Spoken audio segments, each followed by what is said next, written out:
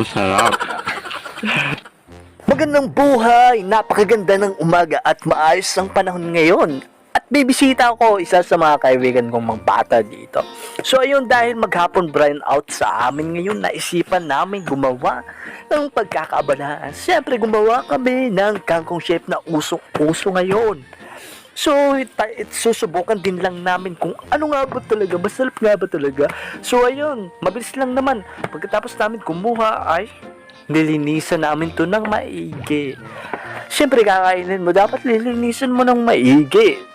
So ayan, patapos namin linisan ng maigi ay hinahanda ko na ang mga sangkap na aking gagamitin sa pampalasa. Hindi naman to perfect, so dahil wala akong kutsilyo, iginamitan ko ito ng tabak. Kayong ano ha? So ayan, lahat ng mga sangkap ay nilagay ko na.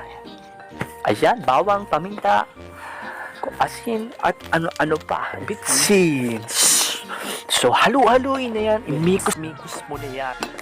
At dahil nga wala tayong kutsilyo, ginamit ulit natin na panghati ang tabak naming napakalaki. So ayun, shake lang. At inahalo ko na ito, inilagay ko na sa kangkong na dahon. So nagpainit ako ng kawali. Ayun nga pala si Iglot. So dahil mainit na yung kawali ay ating ilulutuin na ito.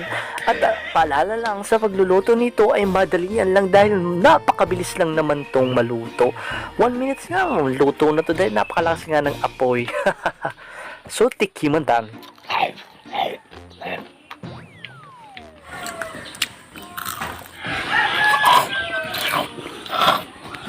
Ang sarap talaga.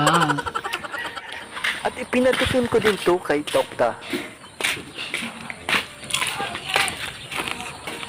Masarap. At yun lamang po ang ating video sa umagang ito. Salamat! Please like, share, and comment. Masarap.